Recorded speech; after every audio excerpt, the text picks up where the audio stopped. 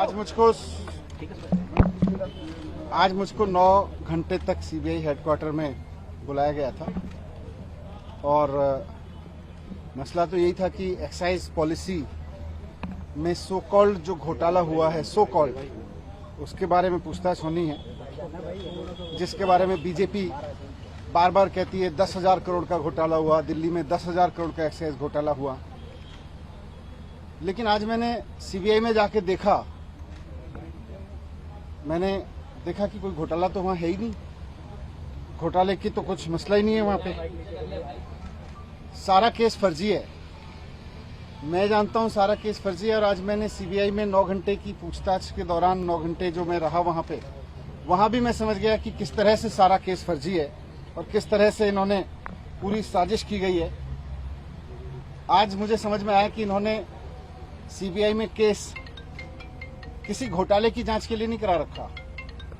इन्होंने सीबीआई में जो मेरे खिलाफ केस करा रखा है वो दिल्ली में एक्चुअली ऑपरेशन लोटस को कामयाब करने के लिए करा रखा है।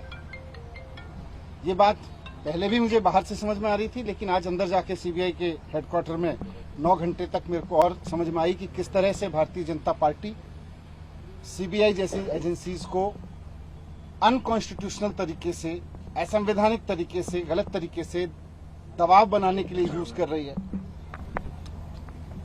एक्साइज पे बात हुई, लेकिन मुझे आश्चर्य हुआ कि वहां भी साइड में मुझ पर दबाव बनाया गया कि आप छोड़ दो, आप में क्यों हो।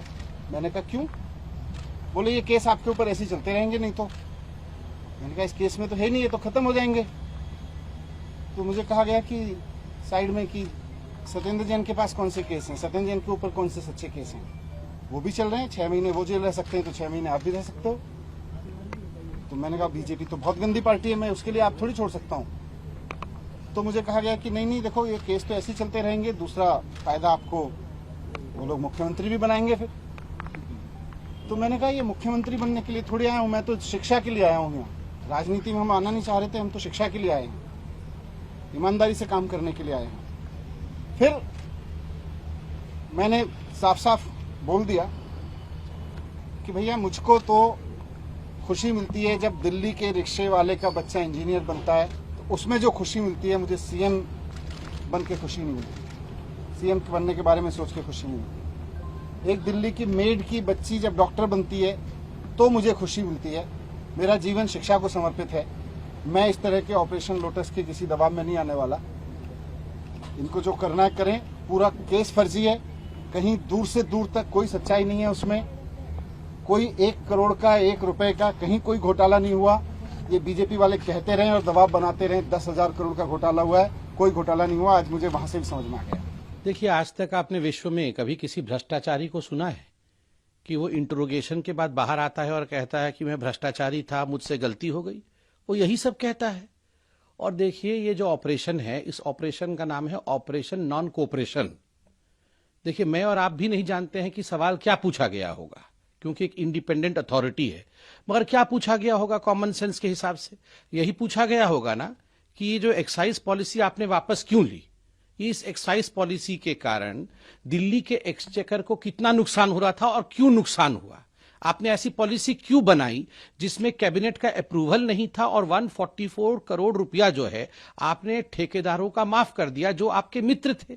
यह पूछा गया होगा कि ब्लैकलिस्टेड कंपनी को कानून के विरोध में जाकर के आपने यहां पर आखिरकार ठेका क्यों दिया? यह पूछा गया होगा कि कानून के विरोध में जो मैन्युफैक्चरर्स थे उनको लाके रिटेल के बिजनेस में क्यों स्थापित किया गया? हम जानते तो नहीं है क्या पूछा गया, मगर यही सब पूछा गया होगा। यह पूछा गया होगा बताओ मोटा माल कहां है, किस प्रकार से मोटा माल कहां कहां गया। मगर ये जो ऑपरेशन इत्यादि की बातें कर रहे हैं, ये कहीं ना कहीं ये आम आदमी पार्टी, अरविंद केजरीवाल और मनीष सिसोदिया भ्रष्टाचार की आपदा में राजनीति का अवसर ढूंढ रहे हैं। ये जश्न भ्रष्टाचार है और कहीं ना कहीं they are trying to convert a vice into a victory. जो एक वाइस है उसको विक्ट्री बनाने की चेष्टा हो रही है।